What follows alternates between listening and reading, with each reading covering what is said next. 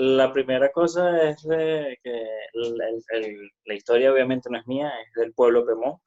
Es una historia que me enamoró a mí cuando yo tenía 4 años. Fue el primer libro que me regaló mi mamá y me parecía súper lindo. Mi familia siempre se ha visto como una especie de culto a la poesía, no solamente la poesía escrita, sino también la poesía en la música, la poesía en el cine, mi papá es cinéfilo, etcétera. Siendo militar es muy raro, pero sí, él tiene esa cosa de... Y entonces, bueno, el hecho es que yo quedé enamorado de ese cuento, que es hermosísimo, que es súper lindo, y cuando uno crece, empecé a estudiar cine y tal, y dije, mi necesidad es llevar la visión que yo tengo del amor y el cocuyo, que tanto me conmociona a mí adentro y me altera el plexo solar, llevarlo a algo físico y yo dije, bueno, vamos a empezar a hacerlo. En una de esas, cuando uno empieza a investigar de dónde proviene, y bueno, que son los pemones, todas las cosas que han pasado a los pemones, todo lo que son los pemones, profesores que han estudiado sobre el idioma del pemón, que no es un dialecto, como mal le dicen, empiezas como a darte cuenta de lo importante que es el patrimonio de nuestros orígenes, que son los pueblos originarios, o sea, los pemones, este, y entonces, bueno, doy con el profesor Esteban Emilio Monzongi, que es una eminencia en el campo de la traducción y de la preservación del idioma, de los idiomas indígenas. En este caso, el Pemón. Y el estudio de la arecuna, el taburepán, que son varias formas de hablar el Pemón. Bueno, el hecho es que el cortometraje se da gracias a la necesidad de yo difundir ese mensaje Pemón que de niño me tocó y de masificarlo y de redevolvérselos al pueblo Pemón. Porque pasa algo que Ediciones de Carey hace el libro sacado de El Taurón Pantón, que está en sus 2 tomos, que recopiló un fraile que fue a evangelizar al pueblo Pemón, pero al final el fraile terminó o sea, indigenizado, porque realmente él asumió el Pemón como su cultura y dejó las creencias cristianas para asumir las creencias Pemón. Como te dije, la necesidad de hacer el cortometraje, la primera instancia iba a ser en stop motion, pero bueno, con todo lo que requiere el stop motion de dinero, no se ha contado con ese presupuesto, entonces fui a otro tipo de cosas que son más económicas, y bueno, hubo un videojuego que se llama Shy of Life, que ellos es un juego indie que luego agarró una casa productora, pero es un juego que inició porque ahorita los videojuegos se están masificando y la realización de los videojuegos se está masificando y ya cada vez va a haber más gente haciendo videojuegos. Entonces, bueno, este videojuego, Shy of Life, plantea una estética en 2D y por capas, o sea, que es como juxtaposición de capas y da como una impresión de tridimensionalidad. Entonces yo dije, mira, yo creo que este va a ser como el camino que vamos a tomar para la Moria del Cucuyo, porque de hecho la impresión que te da ese juego es que estás metido adentro de un mundo como de un hormiguero. Entonces como que también te da esa sensación de insecto y al espectador te da como esa sensación de que eres pequeño en un mundo muy grande. Entonces, bueno, esa fue como la principal razón estética del corto. Primero hicimos un modelado en 3D, tanto del amor y del cucuyo, para que el ilustrador Francisco hiciera los Muppets, o sea, que son como las marionetas. Cada plano tiene una marioneta diferente a la otra, porque hay veces que la cámara se mueve, entonces, claro, como son 2D, teníamos que darle la impresión de que estaba moviéndose, entonces se utilizó la técnica el cut-out, pero de una forma digital. El cut-out es cuando uno recorta los muñequitos en cartón, en papel, y luego los animas como si fueran stop motion. Pero ahorita las herramientas, como algunos programas de animación y tal, te dan la facilidad de poder mover eh, eh, dibujos, ilustraciones que ya están digitalizadas. Entonces, bueno, ese fue como al menos a nivel visual. Luego a nivel de música y de sonido, yo hice como unas maquetas primero de cómo iba a ser la música en cada parte, sobre todo porque en la animación una de las cosas muy importantes es el tiempo, en el cine también, pero en la animación es algo matemático, puro, o sea, es algo que es así y punto. Entonces, tanto a nivel de narración, si le vas a poner voz, si es diegética, si es extradiegética, la música, todo esto. Entonces, una de las cosas que yo hice antes de comenzar a animar fue componer una pieza, componer la pieza. Sobre todo en la parte donde el cucuyo va a la casa de sus abuelos, que es cuando ya la mora se quema. El cocuyo va a su vez, empieza una pieza de piano que luego va a terminar los coros de las chicas de un coro de Caracas, y termina en la luna y termina floreciendo la mora. Entonces, eso tenía que estar cuadrado exactamente con la música. Entonces, fue a base de la música fue que se hicieron las imágenes. Bueno, y eso, luego también, cuando hicimos la traducción de también la parte del sonido, la idea es que fuera muy minimalista, que no tuviera sonidos redundantes, que no tuviera efectos de lobos cuando sale la luna, o de brillitos, o de cosas, sino que fuera lo más natural posible, para que contrarrestara con ya la magia que ya de por sí tiene el cuento como tal. Es que el corto yo lo había hecho para la gente que me rodea. Yo no pensaba que iba a salir en festivales. De hecho, a mí los festivales y todas esas cosas me intimidaban muchísimo. Era así como que no.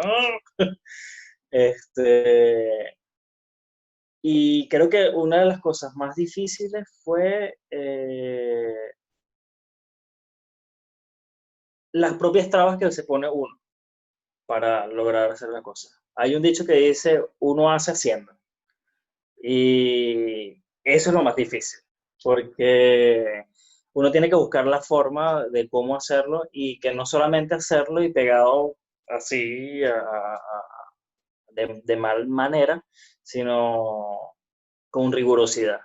Y ahí está lo complejo. Yo creo que lo más difícil es uno mismo, las trabas que se pone uno mismo. Siempre va a haber una solución y siempre va a haber un camino donde tú puedas, por los que puedas caminar para poder llegar al punto que tú quieres al principio.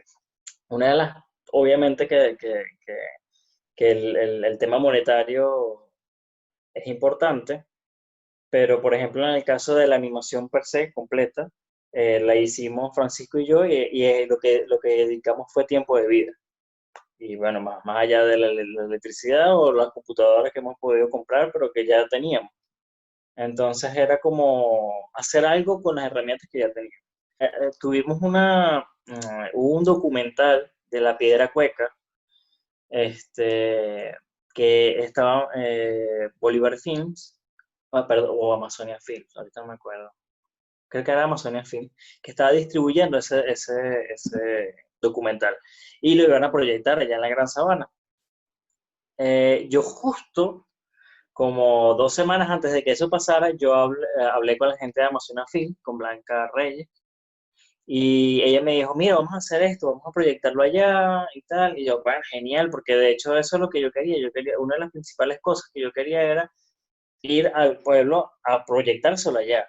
Entonces, bueno, que los abuelitos quedaron fascinados con el cuento, sobre todo porque respetamos mucho cómo ellos empiezan y cómo ellos terminan el cuento.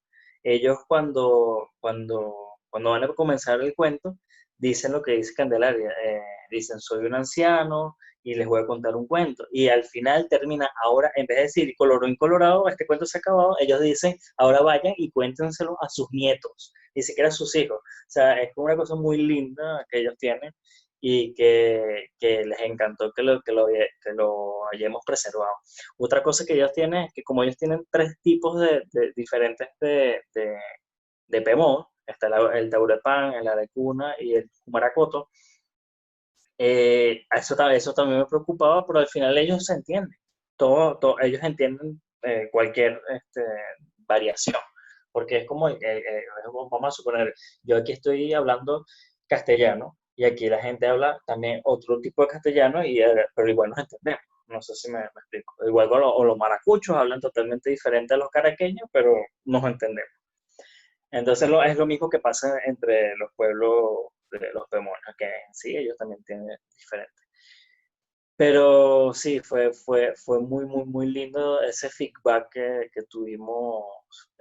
Lamentablemente no pudimos asistir, pero bueno, por medio de terceras personas nos contamos que había señoras con los ojos aguados, que ellos, cuando yo le muestro la animación a Elena, que es la que nos presta la voz de la Mora, la que está cantando, que es incluso la que termina cantando los créditos, porque ella supuestamente iba a hacer la narración al principio. Yo tengo una amiga que me dice, no, habla con Elena, que ella es Pemón.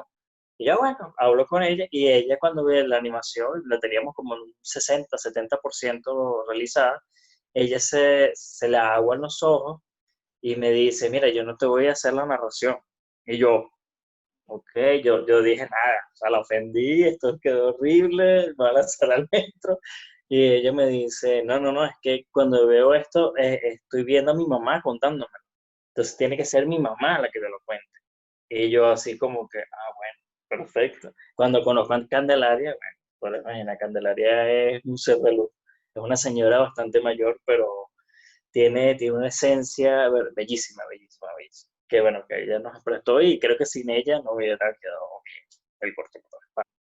Mis proyectos a futuro como tal, ya como estaba diciendo, para el 2021, vendría siendo grabar una película ya de verdad, película, con personas, pero ligarla también con la animación, o sea, o con efectos, pero que no sea efectista, o sea, que no sea una película que gire en torno a una peripecia eh, de computadoras o de 3D, sino que simplemente funcione como la narración de. También estamos pensando en hacer un cortometraje sobre una leyenda de duendes de Margarita, que no sé si has escuchado sobre los chimichimitos, que es bastante oscura, la historia es bastante oscura. Entonces, bueno, va a ser totalmente diferente a La Mora del Cucuyo porque ya es otra historia y no es una historia muy lumínica, ya es la otra parte, que bueno, que también es importante y que también forma parte de la vida, que es la muerte. Este, y bueno, eso, ojalá que más adelante se me pueda presentar eso. Y ahorita me encuentro estudiando para crear videojuegos, que creo que es el próximo salto del cine y de la narrativa cinematográfica, porque se plantea un vínculo con el espectador diferente al que se puede plantear en el cine, porque es un vínculo kinestésico, un vínculo táctil, un vínculo ya incluso hasta emocional directo, porque ya tú eres el personaje y puedes morir o sea, ya hay como ya hay algo más implicado. Obviamente, como en el cine, como en la literatura, bueno, en literatura no, como en los textos, para no entrar en detalles, hay cosas como por ejemplo Marvel o este tipo de películas de héroes y tal, que bueno, son ocios no fecundos, pero hay otro tipo de videojuegos que sí son muy fecundos. De hecho, hay juegos como Gris, que es un juego que realizaron aquí en Barcelona, que es un poema interactivo, que no solamente es un poema interactivo de que vas a elegir lo que va a hacer el personaje, no, no, no, sino que tú mismo estás padeciendo y estás internalizando lo que está pasando del personaje. Y es una cosa que creo que ningún juego había conseguido hasta ahora, en mí al menos. Y eso me parece brillante, brillante y me gustaría dominar esas herramientas para poder, por ejemplo, hacer el amor y el cuyo en videojuegos, ¿no? ¿Quién quita?